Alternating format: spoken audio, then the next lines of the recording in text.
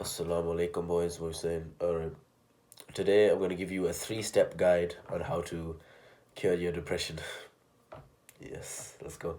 Alright, first of all, I got to talk about how you actually get depression, which is by the way, what I'm going to base this off of is the cognitive approach to the explaining and treating depression, which is it's an approach to psychology. But it's not really important. I'm gonna just tell you how to do it. So So, what causes depression? Depression is basically caused by your thoughts, obviously. So, say something bad happens to me. Let's see, something bad happens to me. Say I miss a PR or something at the gym, right? And that's called the activating event. So after this activating event, you have the belief that follows from the activating event or about the activating event. So let's say you're thinking irrationally, right? So you say, "Oh, I'm just weak," right? I'm just weak.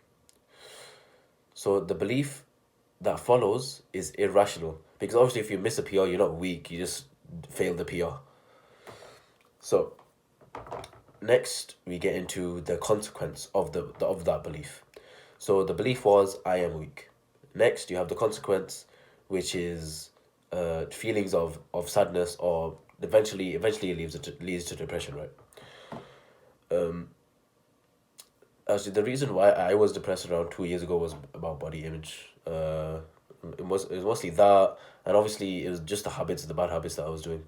It might apply to you too. So go off of your personal experience. I'm just giving you a basic guideline. Next, okay, let's get into the three steps now, right?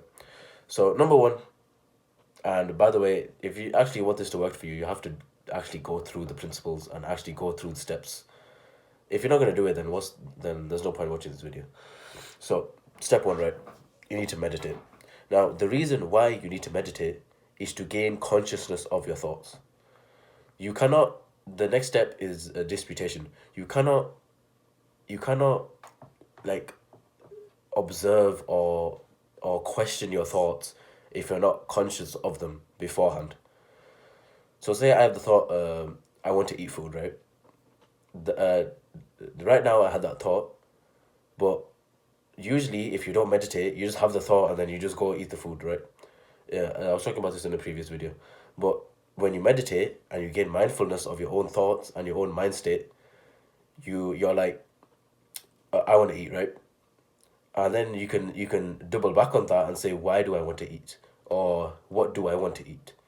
Or do I really need to eat? You get me? It's kind of like a second layer of thinking above the first layer of thinking that comes to you automatically. So that's the first stage, right? And if this is the first video you're watching of mine, just download Medito, Medito. It's on the App Store. It's free. Just start with just do the beginner playlist first, and then you can go on to how many minutes you want to do a day. Remember to just progressively overload it.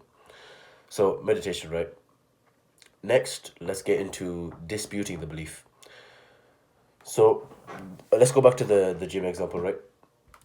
So we failed the PR because we're weak. But no, that's the irrational thought. So we failed the PR. The belief that you get is, I am weak. Now, you need to dispute this belief because it is irrational. Now, the way you identify it as irrational is by meditation. That's why the first step is very, very important. So, identify the belief first, then now we need to dispute it. So, the belief, I am weak. You can ask, why do I think I'm weak? And that's because of the PR. But then you can objectively think to yourself. It's very, very important, by the way, to be very, very objective about your thoughts. So, objectively think to yourself, why do I believe this? And if you can't come up with proof of why you believe this, it might be like empirical proof or just logical reasoning, then the thought is irrational and you should discard it. Now this should go for every single thought that you have. It's kind of like a general rule that I have. If a thought that I have does not serve me, does not have evidence behind it, or it is irrational because it doesn't have evidence behind it, Just get rid of it. There's no point having it in your mind. Now, what depression is indulging in these negative and irrational thoughts. That's all depression is basically. So third step, right, is just repeat.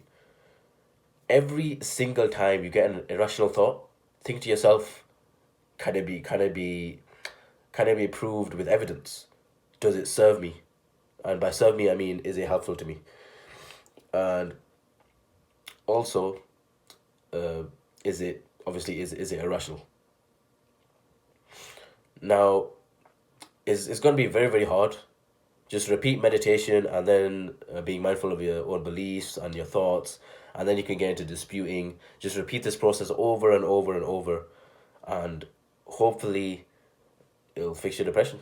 That's basically how it worked for me. That's how I got over that slump at that part of my life. So yeah, it actually very very helpful to be honest. I mean, the thing is with depression is that you have the clinical depression, and then you have just normal, fucking weirdo depression, right? Because most people that say they are depressed aren't really depressed. They're just having these irrational thoughts and they're indulging in it because they're not mindful enough. That's about it. Just to summarize, meditate so you can gain mindfulness about your own thoughts. Then you need to evaluate your thoughts and dispute them if they're irrational, they have no evidence, or they're illogical, or they don't serve you. Then repeat. And that's it.